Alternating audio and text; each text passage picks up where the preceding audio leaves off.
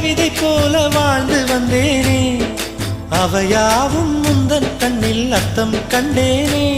இந்த அருகம் புல்லின் மேல் மணித்துளியாய் நின்றாயே, எந்த பருவத் தோள்களில் பச்சை கிளியாய் வாழ்ந்தாயே.